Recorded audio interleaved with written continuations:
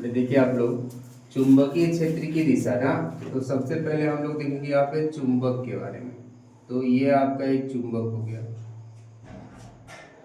ठीक है ना। इसके दो ध्रुव होते हैं, पहला आपका यन होता है, दूसरा क्या होता है आपका यस। अब देखिए चुंबकीय बल रेखाएं ना चुंबक में हमेशा यन की तरफ से निकल करके किधर जाती हैं, यस।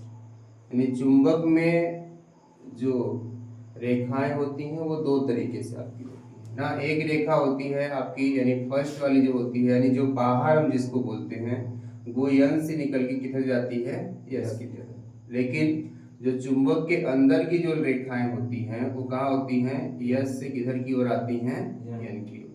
यानी अंदर की अगर बात करेंगे तो यस से कहाँ होगी, यन, यानी यस ध्रुव से यन ध्रुव की ओर, ठीक है ना। और जब बाहर की बात करेंगे तो कैसे होगी, वो आपकी यन से निकल के कहाँ जाएगी, यस की तरफ, ठीक है ना। यानी इधर से जो बल रेखाएं आपकी होंगी उसमें जो आपका चिन्ह होगा तो वो अंदर की ओर होगा, ठीक है। और इधर से जो आपका निकलेंगी रेखाएं वो ये दर्शाती रहेंगी कि ये कहाँ जा रही हैं, आपकी बाहर की ओर।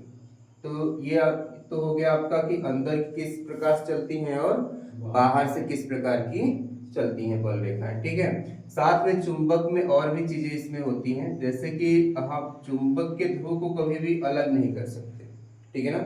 चुंबक के जितने भी पार्ट आप करते हैं उसमें क्या होते हैं, नए आपके ध्रुव जो होते हैं वो तैयार हो जाते हैं। जैसे आपने यहाँ से इसको तोड़ दिया, ठीक है ना, तो क्या होगा आप यहाँ से कि चुंबक के आपके दो पार्ट हो गए, लेकिन दोनों में क्या हुआ, एक नया ध्रुव फिर से तैयार। जैसे यस यहाँ पे हो गया और एन यहाँ पे हो गया, तो जितने भागों में इसको तोड़ेंगे उतने नए आपके ध्रुव क्या होते हैं, इसमें तैयार हो जाते हैं, ठीक है। साथ में चुंबक में एक और भी मतलब गुण होता है उसका, ये होता है कि चुंबक के ध्रुव पर ना बल रेखाओं की संख्या सबसे ज्यादा होती है।